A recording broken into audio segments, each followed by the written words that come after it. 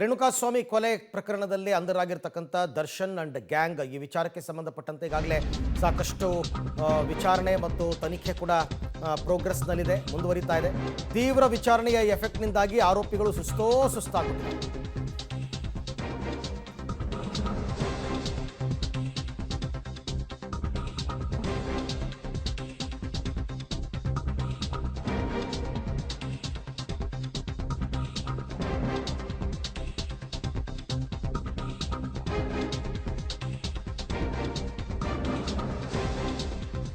ಕಳೆದ 3 ದಿನಗಳಿಂದ ವಿಪರೀತವಾದ ವಿಚಾರಣೆಗೆ ಈ ಎಲ್ಲ ಆರೋಪಿಗಳು ಸುಸ್ತಾಗ್ಬಿಟ್ಟಿದ್ದಾರೆ. ಆರೋಪಿಗಳೇ ಮರೆತಿದ್ದ ಟೈಮಿಂಗ್ ಬಗ್ಗೆ ನಿಖರವಾಗಿ ಸಾಕ್ಷಿಯನ್ನು ಮುಂದಿಟ್ಟು ವಿಚಾರಣೆ ಮಾಡ್ತಾ ಇದ್ದಾರೆ. ಸಿದ್ಧವಾಗಿ ಬಂದಿದ್ದೇ ಒಂದಕ್ಕೆ, ಎದುರಾಗಿದ್ದೇ ಮತ್ತೊಂದು ಪಾಪ ಅವ್ರ ಸ್ಥಿತಿ. ಯಾಕೆಂತಂದರೆ ಒಂದು ಕಡೆ ಮೊಬೈಲ್ ಟವರ್ ಲೊಕೇಶನ್, CDR ಮತ್ತು CCTV ದೃಶ್ಯಾವಳಿಗಳು ಇದೆಲ್ಲವನ್ನು ಅವರ ಮುಂದಿಟ್ಟು ವಿಚಾರಣೆ ಮಾಡ್ತಿರೋದ್ರಿಂದ ನಾವು ಯಾವುದೇ ಕಾರಣಕ್ಕೂ ತಪ್ಪಿಸ್ಕೊಳ್ಳೋಕ್ಕಾಗದೇ ಇಲ್ಲ ಅನ್ನೋ ಪರಿಸ್ಥಿತಿ ಬಂದ್ಬಿಟ್ಟಿದೆ ಪಾಪ ಅವ್ರಿಗೆ. ಹಾಗಾಗಿ ಈಗ ವಿಧಿ ಇಲ್ಲ, ಅವರು ನಿಜ ಹೇಳಲೇಬೇಕು. ಅವರೇ ಮರ್ತಿದ್ರು ಕೂಡ ಅದನ್ನು ಪೊಲೀಸರು ಜ್ಞಾಪಿಸ್ತಾ ಇದ್ದಾರೆ. ಸಾಮಾನ್ಯವಾಗಿ ಟೈಮ್ ಟು ಟೈಮ್ ಎಷ್ಟೆಷ್ಟು ಗಂಟೆಗೆ ಏನೇನಾಯಿತು ಅಂತಕ್ಕಂಥದ್ದನ್ನು ಯಾರೂ ನೆನಪಿಟ್ಕೊಂಡಿರಲ್ಲ. ಆ ಟೈಮ್ನಲ್ಲಿ ಗಾಬರಿ ಬೇರೆ ಇರುತ್ತೆ.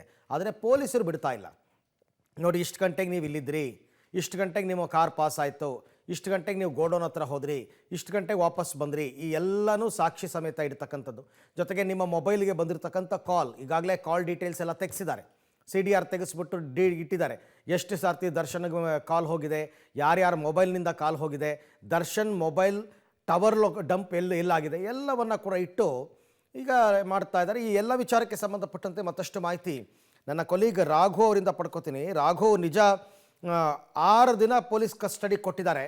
6 ದಿವಸದಲ್ಲಿ ಮ್ಯಾಕ್ಸಿಮಮ್ ಈ ತನಿಖೆಗೆ ಬೇಕಾದಂತಹ ಎಲ್ಲ ಸಾಕ್ಷಿಗಳನ್ನು ಕಲೆ ಹಾಕಬೇಕಾಗಿರೋದು ಪೊಲೀಸರ ಕರ್ತವ್ಯ. ಹಾಗಾಗಿ ಅವರು ವಿಪರೀತವಾಗಿ ಇವರಿಗೆ ವಿಚಾರಣೆ ಮಾಡ್ತಾ ಇದ್ದಾರಾ?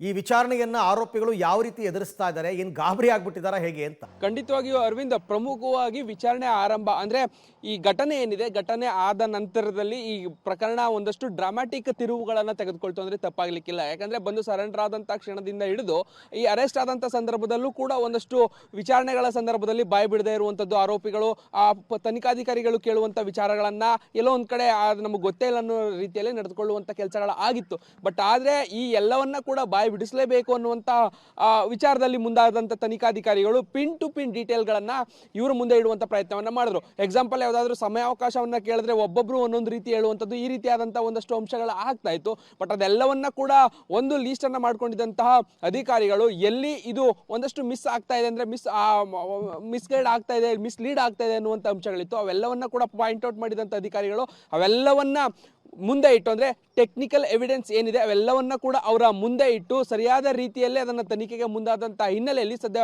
ಒಂದಷ್ಟು ಶಾಖೆಗೆ ಅಲ್ಲಿನ ಆರೋಪಿಗಳೇನಿದ್ದಾರೆ ಒಳಗಾಗಿದ್ದಾರೆ. ಪ್ರಮುಖವಾಗಿ ಡ್ರಾಮಾಟಿಕ್ ತಿರುವಂತ ನಾನು ಹಿಂದೆ ಹೇಳಿದಾಗೆ ಬಂದಿದ್ದಂಥವರು ಆರಂಭದಲ್ಲಿ ನಾವು ಏನೋ ಒಂದನ್ನು ಹೇಳಬೇಕು, ಎಲ್ಲರೂ ಒಂದೊಂದು ರೀತಿಯಲ್ಲಿ ಉತ್ತರಗಳನ್ನು ಕೊಡ್ತಾ ಹೋದಾಗ ಎಲ್ಲೋ ಒಂದು ಕಡೆ ಬಚಾವ್ ಆಗ್ಬೋದು ಅನ್ನುವಂಥ ಮನಸ್ಥಿತಿಗಳಲ್ಲಿ ಇದ್ರು. ಬಟ್ ಆದರೆ ತನಿಖಾಧಿಕಾರಿಗಳು ಟೆಕ್ನಿಕಲ್ ಎವಿಡೆನ್ಸಲ್ಲಿ ಸಿಕ್ಕಿರುವಂಥ ಆ ಒಂದು ಕಂಪ್ಲೀಟ್ ಅಂಶ ಏನಿದೆ ಅವುಗಳನ್ನು ಅವರ ಮುಂದೆ ಇಟ್ಟಂಥ ಸಂದರ್ಭದಲ್ಲಿ ಅವ್ರಿಗೆ ಗೊತ್ತಿಲ್ಲದೆ ಇದ್ದಂಥ ಒಂದಷ್ಟು ಸಮಯಗಳು, ಅಂಶಗಳು ಎಲ್ಲವೂ ಕೂಡ ಬಯಲಾದಂಥ ಬೆನ್ನಲ್ಲೇ ಇವರು ಏನು ಹೇಳ್ಬೇಕು ಅಂದ್ಕೊಂಡು ಬಂದಿದ್ರು ಆ ಅಂಶವನ್ನು ಬಿಟ್ಟು ಇರುವಂಥ ಸತ್ಯಾಂಶವನ್ನೇ ಹೇಳ್ಬೇಕಾದಂಥ ಸ್ಥಿತಿ ನಿರ್ಮಾಣ ಆಯಿತು. ಸೊ ಈ ಕಾರಣಕ್ಕಾಗಿ ಆರೋಪಿಗಳು ಅವ್ರಿಗೆ ಬೇರೆ ದಾರಿಯೇ ಕಾಣದಂಥ ಹಿನ್ನೆಲೆಯಲ್ಲಿ ಅವರು ಏನೋ ಒಂದಷ್ಟು ಪ್ಲ್ಯಾನ್ಗಳನ್ನು ಮಾಡ್ಕೊಂಡಿದ್ರು, ಅವೆಲ್ಲವೂ ಕೂಡ ಫ್ಲಾಪ್ ಆದಂಥ ಹಿನ್ನೆಲೆಯಲ್ಲಿ ಇರುವಂಥ ಸತ್ಯಾಂಶವನ್ನು ಹೇಳಲೇಬೇಕಾದಂಥ ಪರಿಸ್ಥಿತಿ ಎದುರಾಗಿದೆ. ಇದೇ ಕಾರಣಕ್ಕಾಗಿ ಅವರ ಮುಂದೆ ಅಂದರೆ ಆರೋಪಿಗಳಿಗೆ ವಿಚಾರಣೆ ಸಂದರ್ಭದಲ್ಲಿ ಕೇಳ್ತಾ ಇರುವಂಥ ಪ್ರಶ್ನೆಗಳೇನಿದೆ ಆ ಪ್ರಶ್ನೆಗಳಿಗೆ ಆದಂಥ ನೈಜ ಘಟನೆಯನ್ನೇ ಹೇಳ್ಬೇಕಾದಂಥ ಸ್ಥಿತಿ ಇರುವಂಥ ಕಾರಣಕ್ಕಾಗಿ ಸತ್ಯ ಅವರು ಏನು ಅಂದ್ಕೊಂಡು ಬಂದಿದ್ರು ಅದು ಔಟ್ ಆಫ್ ಸಿಲೆಬಸ್ ಅನ್ನೋ ರೀತಿಯಲ್ಲಿ ಅವ್ರಿಗೆ ಈಗ ವಾಪಸ್ ಆಗ್ತಾ ಇರುವಂಥ ಕಾರಣಕ್ಕಾಗಿ ಬೇರೆ ಆಪ್ಷನ್ ಇಲ್ಲದೆ ಅವರು